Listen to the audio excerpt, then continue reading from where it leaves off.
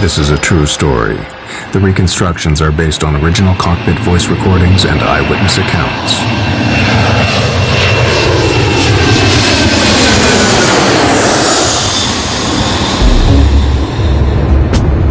Modern airliners are among the most complex and reliable machines in common use, but occasionally, delays in fixing a known problem have led to catastrophe. This is the story of one of the most terrifying and tragically avoidable accidents in recent history. It shows what happens when a 747 suffers a devastating explosion at high altitude, and how the crew struggled with an unprecedented crisis. It is also a powerful personal story of grief and a relentless investigation to uncover the full, disturbing truth. Lee can't have died for nothing. You know, you've got to find out why he died, and you've just got to make sure that it never happens again. And it reveals how other, known problems in aircraft design have continued to go uncorrected, causing further avoidable accidents. So would I be surprised if it happened again? I would be surprised if it didn't happen again. It is a matter of time.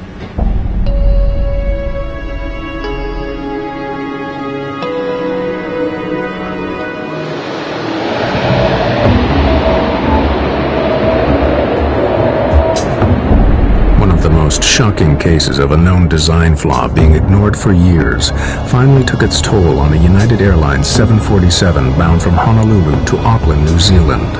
As Flight 811 prepared for takeoff, no one on board thought there could be a serious weakness in the aircraft, but the crew were concerned by another recent tragedy.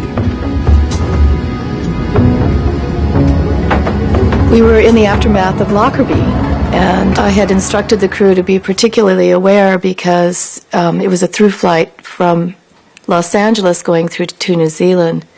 So in my pre-flight briefing, I had asked them to make sure that they checked any baggage that looked suspicious or anything, because we wanted to be extra cautious. Flight 811 was heavily loaded. 337 passengers, crowded cargo holds, and a full fuel load. The doors closed on time, and the plane left the gate just before 2 o'clock in the morning for a routine 8-hour flight.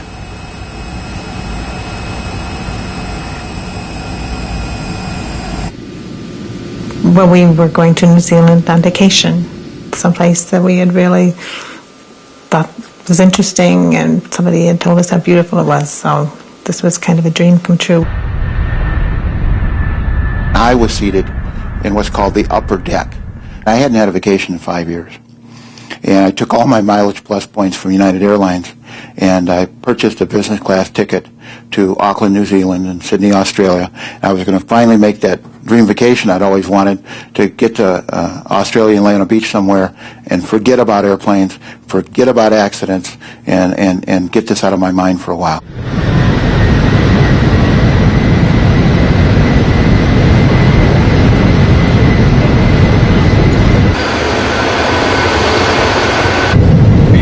On the flight deck, Captain Dave Cronin was hugely experienced, just 2 months short of retirement.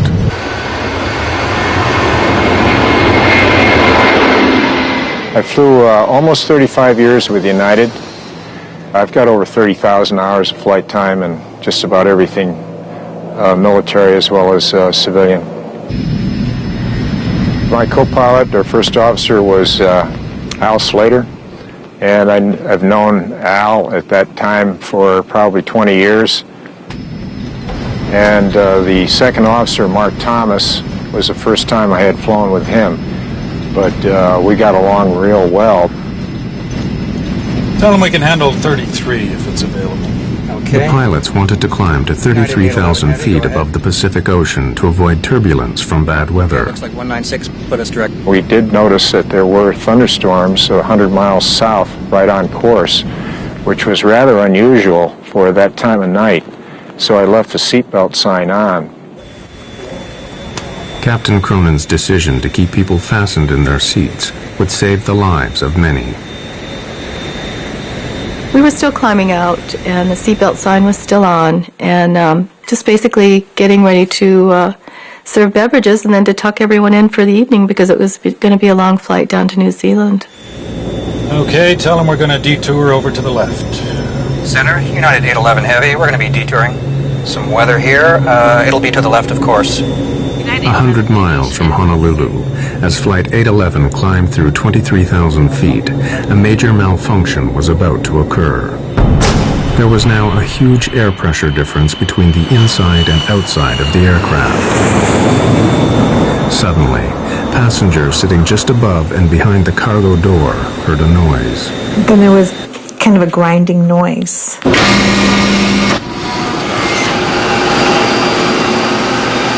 I heard a thud. The hell? In the next nanosecond, it was pure, unadulterated pandemonium.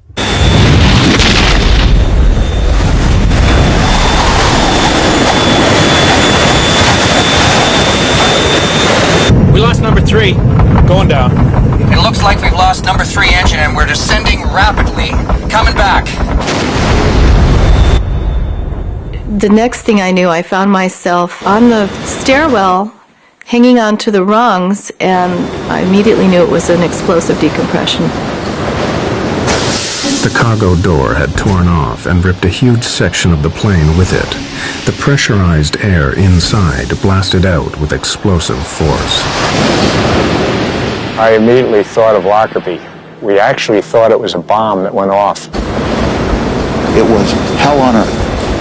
Everything on the airplane that wasn't fastened down, tied down, or secured became airborne. The noise was incredible. Everything in front of us was gone. Where we were sitting, we were about 6 inches from the hole, so there was nothing in front of us or to the side of us. The whole side of the plane was gone. Actually, our feet were dangling on the hole, and I first thought we weren't going to make it. You know, I just didn't think there was any hope. With pressurized air blown out, the lack of oxygen at 23,000 feet was now suffocating the passengers and crew. It felt like someone had kicked me in the stomach, knocked the wind out of me. And I remember trying to catch my breath and couldn't. You're supposed to grab those oxygen masks and put them on, except the oxygen masks in that cabin, they were ripped out of the ceiling and they weren't there. And I remember thinking to myself, this is what it feels like to suffocate. United 811 Heavy, we're doing an emergency descent. The pilots could tell from their instruments that the number 3 engine was failing, but they couldn't tell the full extent of the damage. Their priority was to get the plane down to a level where they could breathe normally. Put your mask on, Dave. But the pilots also didn't know that the explosion had destroyed the aircraft's entire oxygen supply. Can't get any oxygen. We're not getting any oxygen. You getting any? I can't get any either. With the plane heading steeply down and no word from the cockpit, the cabin crew feared the worst. I remember thinking that the cockpit, which is up in the upper deck, had probably blown off the airplane too, because as far up as we could see, there was nothing there.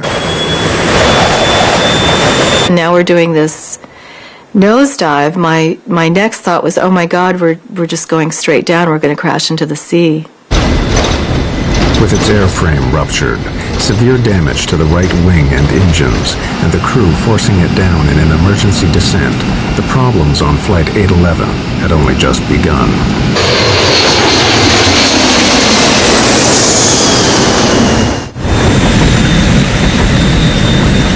Two minutes after the explosive decompression, Flight 811 was passing rapidly through 15,000 feet to reach breathable air.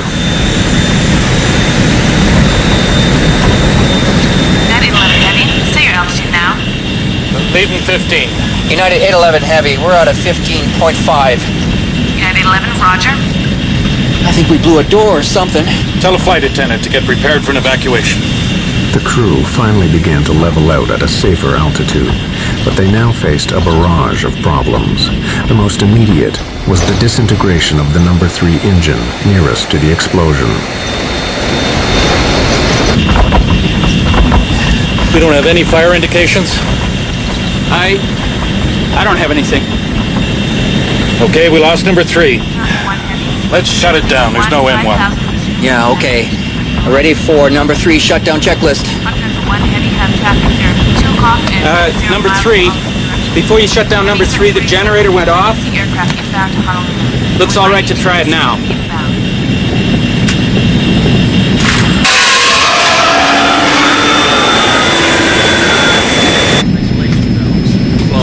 Well, that stopped the vibration anyway. Fuel jettison procedure. Main boost pumps on. Center, United 811. We need the equipment standing by. Company notified, please. Got a control problem. Roger. Center wing. Left, right. Valves on. Start dumping the fuel. I am dumping. One stewardess had been seriously injured by debris. As Laura Brettlinger helped her, the full gravity of their situation suddenly became clear. As I'm holding her in my arms, I looked up, and as I looked up, that was the first time I saw this tremendous hole on the side of the aircraft that was just a void, and seats were missing, and I immediately knew that we had lost passengers. 5 rows of seats had been blown out in the decompression, killing 9 passengers. On the flight deck, the crew had turned the stricken plane back to Honolulu, but with 128 kilometers still to go, the crisis now got far worse. We got a hell of a control problem here. I got almost full rudder on this thing. Are you dumping as fast as you can? I'm dumping everything. We got a problem with number 4 engine? Yeah. Debris from the explosion had also damaged the number 4 engine. If it failed completely, the implications were severe. If you're on 2 engines and you weigh 700,000 pounds, that is a big deal. Simply because with that kind of weight, 2 engines are not going to keep you in the air. You're going to come down.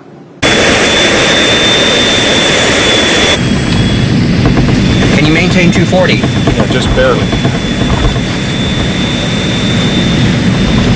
We're losing altitude. I know it.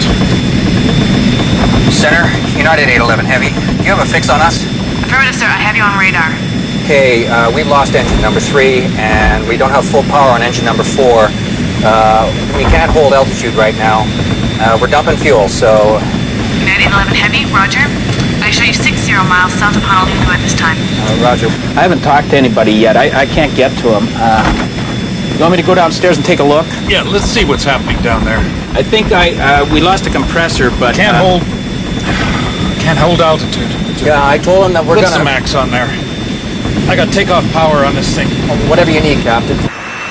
Although the number 4 engine was failing, the pilots pushed it, along with the remaining engines, to full power, a setting they should not be run at for more than 2 minutes. But the nearest land was 15 minutes away.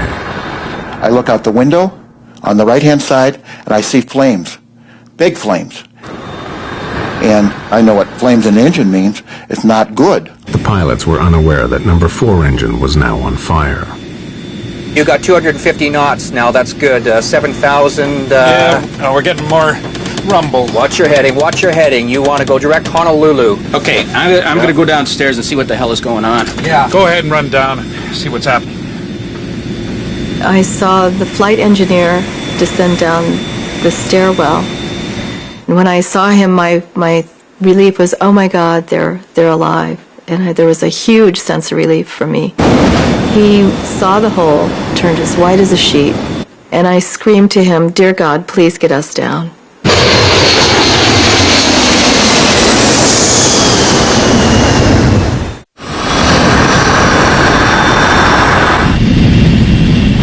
You've got a fire out there. Oh yeah, we got a fire in number 4. Go through the procedure. Shut down the engine. You're not going to be able to hold this altitude on 2.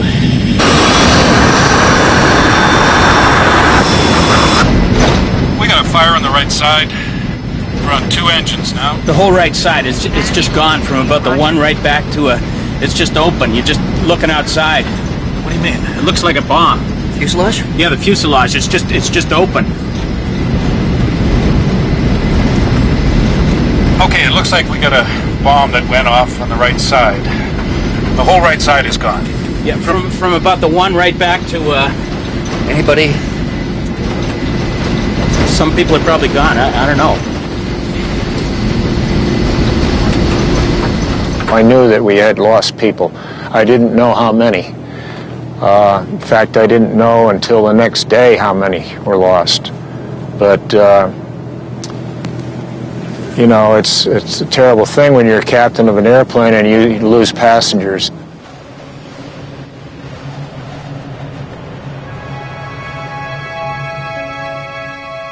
Lee Campbell, flying home to New Zealand, was sitting in row 8 just in front of the cargo door. I woke up with such a start because I'd seen Lee standing by the bed, just with a grey jacket over his arm and a small smile on his face. And of course, as I woke up, it faded, wasn't there. And then we woke up in the morning, we discussed this. I said, oh, no, that was strange in the night, but it was such a vivid dream. Lee was standing there. And then the radio came on, and the first item of news is that there'd been a problem with the United aircraft. And I said, that was Lee, that's Lee's. And my blood just ran cold. I knew he was dead from that moment.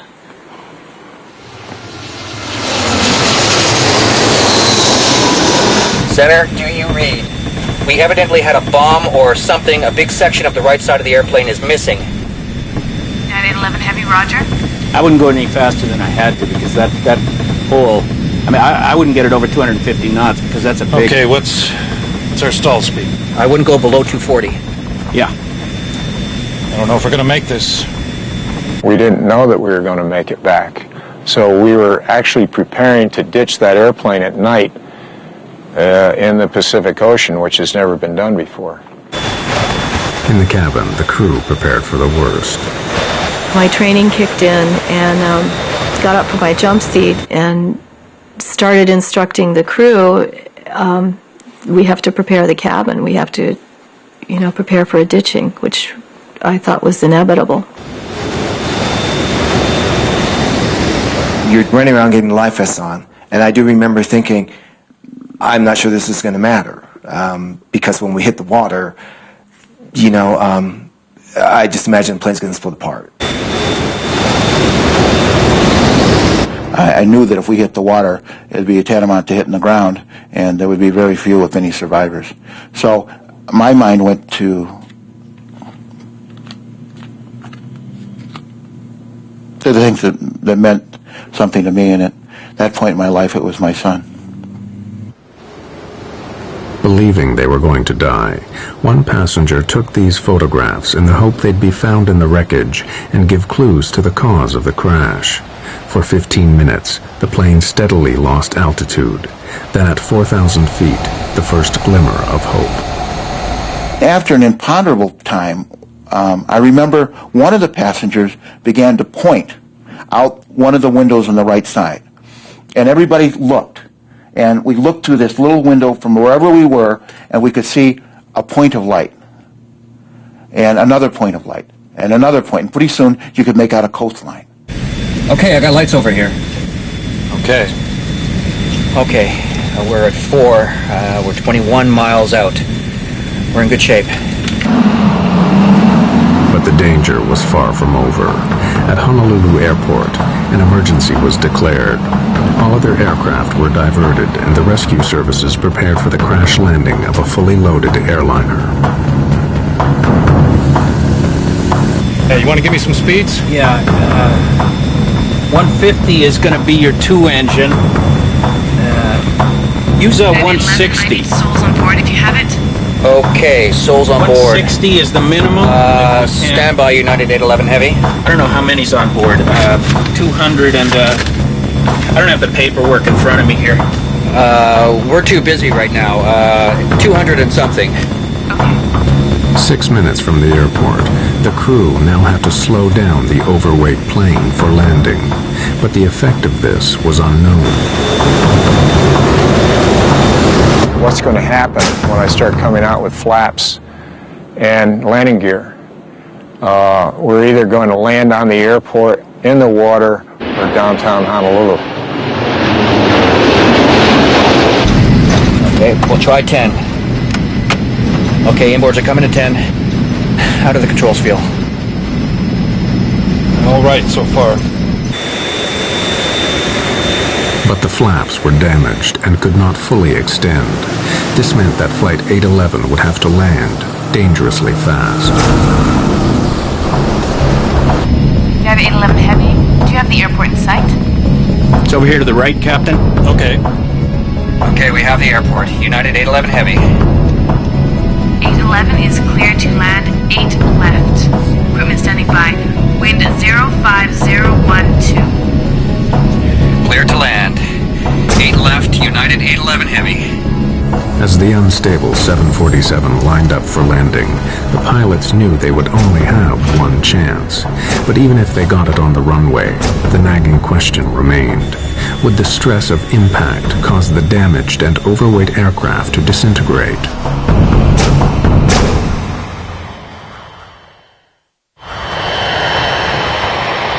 Severely damaged, with an unstable airframe and losing altitude on just 2 engines, Flight 811 now began its final approach to Honolulu Airport. 2-engine approach. 2-engine approach. We still had no idea how far off the ground we were, if we were going to make it to Honolulu or not. But that seemed like an appropriate time. If we were somewhere around land, that we're probably going to try and land somewhere to get the passengers in their brace positions. So that's when we started yelling for them to get down in their brace positions.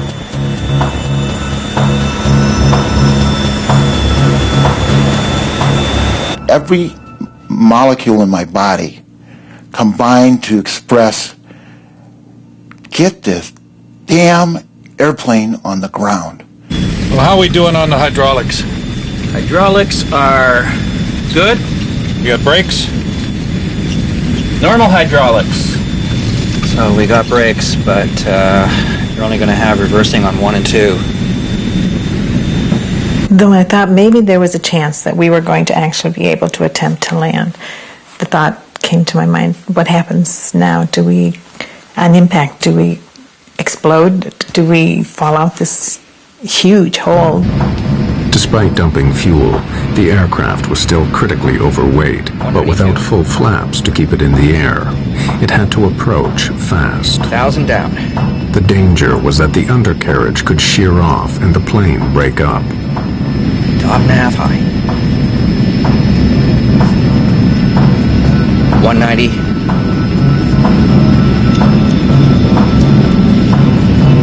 185. A little slow, Dave. It's below what we want.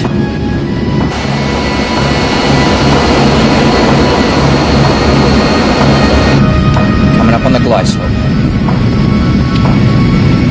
Okay. Now let's try the gear. No one knew if the explosion had damaged the landing gear. I remember Laura saying to me that she didn't hear the landing gear go down. And it was loud, it was still loud, and I didn't hear the landing gear go down. So that's another thought. Maybe they can't get the landing gear down. Maybe it's not down. We've got the gear down, we're clear to land, and everything's taken care of as far as we know.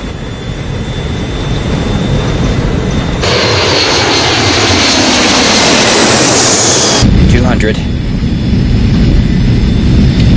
195. Half a dot high. Looking good. 192. 195. Coming off on the power. 100 feet.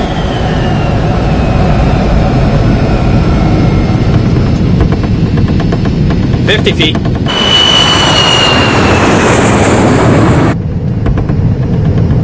Center the trim. 30. 10. 0. We're on.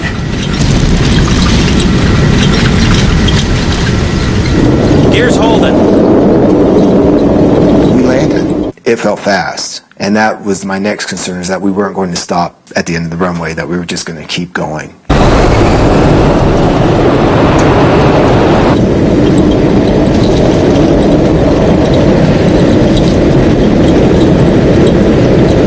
And all of a sudden we were slowing down, and I said, "Oh my God, we've landed. We're on ground," and the people started applauding.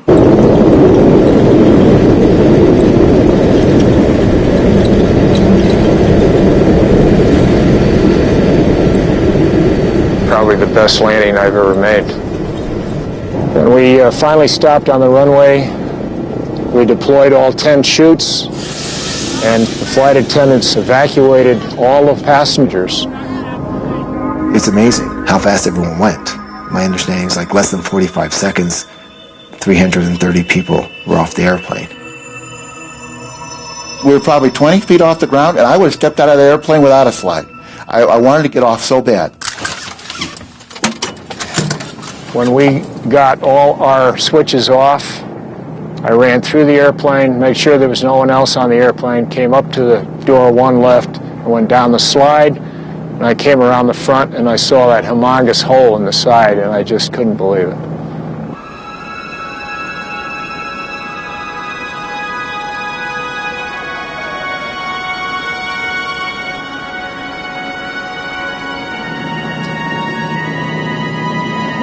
By the grace of God, we made it, and it was an awesome experience. I would never want to go through that again. It was crazy, it was wild, it was scary, all at the same time.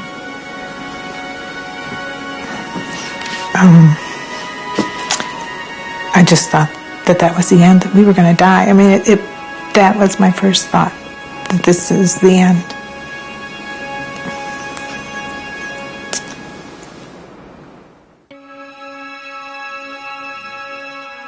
But for the families of the 9 people who were killed, the ordeal was just beginning.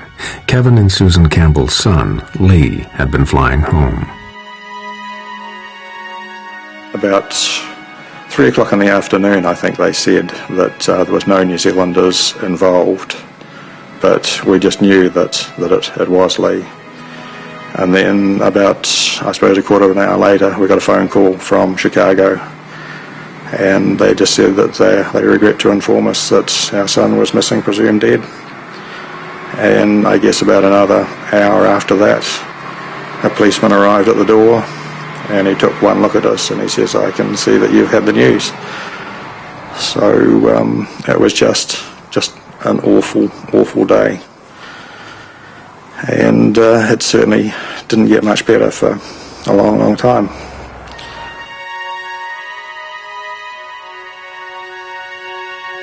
Although Lee's body had not been recovered, the Campbells flew straight to the wrecked aircraft in Honolulu. Your initial feeling is that you want to be as close to the spot where your relative died, and that was the aircraft. So we had to immediately go in and see the aircraft. The damage inside was horrific, just a total mess. And the hole in the side of the aircraft was much bigger than I had thought it would be, even though we had seen television newsreel reports. And it was so sad to get in and actually see where Lee's seat had been. The legs of the seat were still there. There was a good bit of fuselage beside him, and still a window. But the Campbells' desire to find the cause of Lee's death inevitably brought them face to face with the dreadful details. They took us to the medical examiner's office as well, because they had found body parts and that sort of thing. So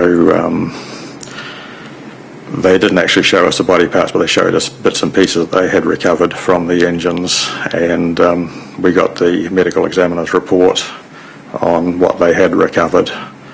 So, we really would have preferred that it was Lee that went through the engine, because it would have been an immediate death, whereas it was a 4-minute fall down to the ocean, and we know that the people could have been alive as they were falling. And when you think about that, that's just horrific.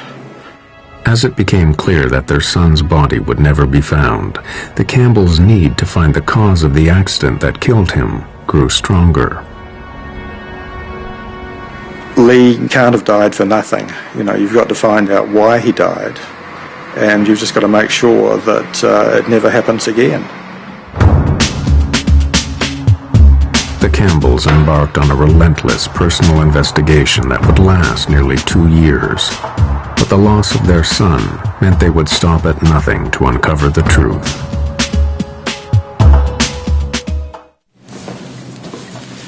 The engines number 3 and 4. 2 months after the accident on Flight 811, when the National Transportation Safety Board held preliminary hearings, the Campbells made sure they were there. But they soon grew frustrated. The NTSB would not complete its report for months, so the Campbells took matters into their own hands. This accident was the sudden opening. We certainly weren't going to leave it to the NTSB to come up with the findings. We were going to follow through. And when the hearings ended, they had said that we could take whatever we wanted off the press table. And Susan walked up to the top table and yelled out, "There's a really good setup here." So grabbed a box and loaded in all of the documents that we could find up there.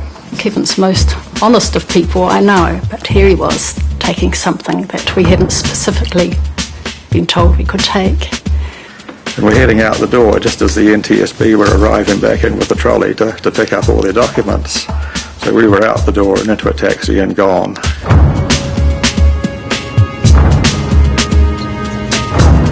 So we quickly realised we'd got a really good set of papers with a lot of things that hadn't been released to the public. We were able to really start our investigation in earnest at that stage. The unpublished documents revealed a disturbing catalog of problems with the forward cargo door, going right back to its original design. Instead of a plug door that gets jammed into its frame as the aircraft pressurizes, Boeing opted for an outward opening door. This allowed for more cargo space, but was not fail-safe like the plug design. So Boeing built what they believed was a foolproof locking mechanism. What they do is they build in multiple redundancies to make sure the door is properly latched and does not open. And you build it in to a point of that it's extremely improbable that the door would ever open. So what went wrong on Flight 811? The Campbells soon discovered the problem lay in the design of the locking mechanism. To lock the cargo door on the 747, electric motors rotate C-shaped latches around pins in the door frame. A handle then moves L-shaped arms, known as locking sectors, over the top of the C-latches to prevent them from opening. But as early as 1975, problems were found with the locking sectors. Kevin Campbell, an experienced engineer, built a model to show the weakness in the Boeing design. Initially, the locking sectors were made in aluminium, and in 1975, Boeing realised that they weren't strong enough, and they actually doubled up the aluminium to make it double thickness. But it still wasn't strong enough, and a lot of the airlines didn't even put the doublers on anyway. The weakness of the aluminum drastically increased the risk of the door accidentally opening. With the aluminium locking sectors, if the C-locks tried to backwind, open electrically, it would just push the locking sector out of the way. It just simply wasn't up to the job that it was designed for. For 20 years before the catastrophe on Flight 811, 747s had been flying with this crucial weakness.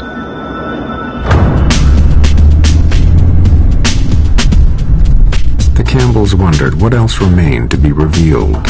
They redoubled their efforts to uncover the full truth behind the accident that had killed their son. We bought a car and set off in the United States to see as many people who were involved with the accident as possible. We started at Seattle, crossed to Chicago, through to Washington, D.C., down to Kentucky, on to Miami, and back across to San Diego, back up to Seattle. And that was just one trip. The Campbells soon found that a shockingly similar incident to Flight 811 had given clear warnings of the danger in the cargo door.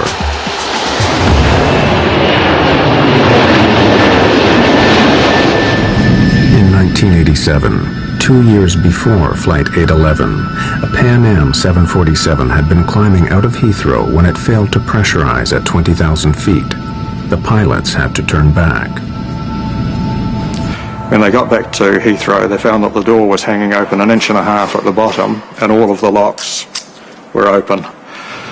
When it got to the maintenance base, they found that all of the locking sectors were either bent or broken. Why had the sea latches turned and bent back the locking sectors? Boeing claimed that ground crew must have mishandled the mechanism. But the Campbells' investigation uncovered another vital clue to why the sea latches had turned. A report highlighted problems with the door's electrical system. It had a fault in the S2 master latch lock switch that should have turned off the power to the door when the outer handle was closed. This was an alarming finding. When the outer handle was closed, the S2 master lock switch was meant to disconnect the power supply and stop the sea latch motors from turning. So could this have failed, allowing the motors to open the door? To find out, Boeing asked the airlines to do a simple test: close the outer handle, then press the switch to open the door, and see what happens. When they hit the switch, it actually worked. Boeing thought, this is not going to work, but it actually worked. There was power to the door locks with the outer handle closed, and the lock started to move, and it started to force the locking sectors out of the way. And a few days later, the airline started ringing in and saying it was damaging their planes. So Boeing stopped the test. But it meant that on those aircraft, the S2 switch had failed, which is a silent failure. And all of those aircraft were likely to have the same problem as 811. They were just waiting for a short circuit to open the doors. The Campbells now became convinced that the accident on Flight 811 began with the failure of the S2 switch. Power remained onto the sea latch motors. All it took was a short circuit in the 20-year-old wiring, which had been found to be frayed on other aircraft, to start the motors up. The aluminum locking sectors were too weak to stop the latches turning, and the cargo door burst open.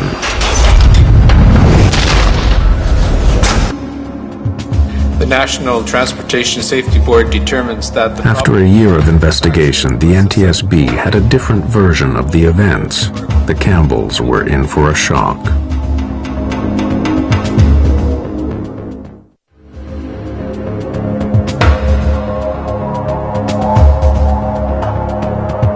After waiting a year for the official report, Kevin and Susan Campbell expected it to match their theory of what led to the accident on Flight 811. I assumed that we would have a report come out that this was an electrical malfunction, and was staggered when they came out and said that the door had been mishandled. For the Campbells, the NTSB's flawed explanation and failure to mention the electrical problems just wasn't good enough. They went back to investigating the accident on Flight 811 and soon found disturbing evidence of how it could and should have been prevented.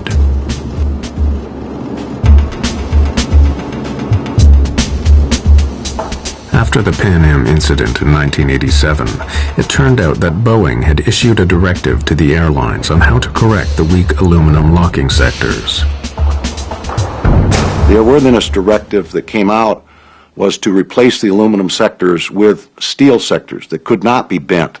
And there were some some interim requirements for inspections to be performed until what they call terminating action, the steel sectors were installed. The fix was cheap and simple, but getting it done was not. The actual cost of the modification, changing these locking sectors to steel, was $2,000 per aircraft. But it took 10 hours to do it, and that's where the money was. Taking the aircraft out of service for 10 hours, that's millions of dollars. The Campbells discovered that back in 1988, the FAA, whose role it is to enforce improvements, had given the airlines 18 months to comply. Within a year, Lee Campbell and 8 others would die in an avoidable accident. So why weren't the airlines forced to fix the problem sooner? If these airplanes, these large commercial airplanes, are grounded, it's an economic disaster. So what they do is they lobby in the regulatory agency in the United States, it's the FAA, to allow them to do the fixes over time when the airplanes are in for normal maintenance. And that way, they're not taken out of service. But when they do that, when they allow the airlines, the air carriers, and the manufacturers to fix these over time, in essence what the FAA is doing is they're gambling with the lives of the passengers and the crew that are flying the airplanes during the time they're not fixed. After the deaths on Flight 811, the FAA instantly shortened the deadline for fixing the cargo door from 18 months to just 30 days. The pressure of the Campbell's campaign eventually began to pay off. The vital piece of evidence that could prove them right, the cargo door, still lay 2 miles down in the Pacific Ocean. But as articles appeared in the American press, the NTSB commissioned the U.S. Navy to search for it. 100 miles south of Honolulu, a deep submersible began to trawl the seabed. We went to Honolulu and waited there while they had their attempts. And they finally recovered the door from 14,000 feet of water, which was the deepest recovery ever at that time. And we were phoned within an hour of it coming out of the water. But before the Campbells could see it, the door was swiftly removed to Boeing's plant in Seattle. The Campbells went in hot pursuit. We went over to Boeing and they wouldn't show it to us. So they reckon that the crucial pieces had gone to the NTSB. So again, we got in the car and drove across to Washington, DC. We arrived at Ron Schleid's office, and Ron looks at his watch and he says, "I can give you 5 minutes." So about 3 hours later, we had the pieces that they recovered in our hand. And they acknowledged that we're definitely correct. It was an electrical malfunction. Finally, the NTSB publicly issued a revised report that concurred with the Campbells' version. There was an inadvertent failure of either the switch or the wiring that caused an uncommanded opening of the door. It's nice that other people know that you're right and had been all along, and the support that they had given you was vindicated. The Campbells spent thousands of dollars of their own money on their campaign. They were never interested in a financial settlement for Lee's death, but they did persuade United and Boeing to set up a university scholarship in his name. I couldn't have lived with myself if we had done no investigating ourselves. It was just something we both felt we needed to do. We didn't even discuss it. We just knew that's what we would do. Yeah. But despite long and public campaigns like that of the Campbells, critics fear that the airline industry has not learned the lessons from Flight 811. The regulatory agencies, they have a dual charge. One is to encourage aviation, and another is aviation safety. And when they get in a position where you have economics up against air safety, they tend to err on the side of economics rather than safety. Serious accidents caused by known defects have continued to occur. In the 1990s, known problems in aircraft de-icing systems led to crashes. At least 3 planes have had fatal fires due to known dangers from flammable insulation material. In 1998, a fully laden 747 blew itself up over the Atlantic when known faults in the old wiring ignited known hazards in the fuel tanks. Inevitably, experts are skeptical about the industry's record of balancing profit against prevention. And what the industry says, to go in and replace this wiring would ground all these airplanes, would be astronomically expensive. One airplane every 10 years, one airplane every 5 years, 200-300 people, cost of doing business. Cost of doing business. And that's a great economic analysis, and unless your mother or your child is on board one of these airplanes that happens to pay the price for their economic satisfaction.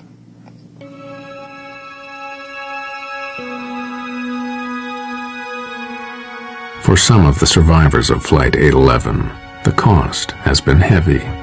Each crew member handled it differently. I know there are still 2 crew members that have never set foot on an aircraft again. It was very difficult for me. I was diagnosed with severe post-traumatic stress disorder.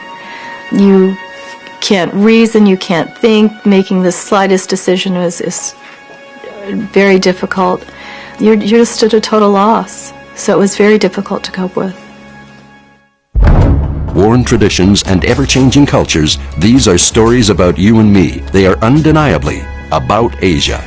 Premieres tonight on the National Geographic Channel.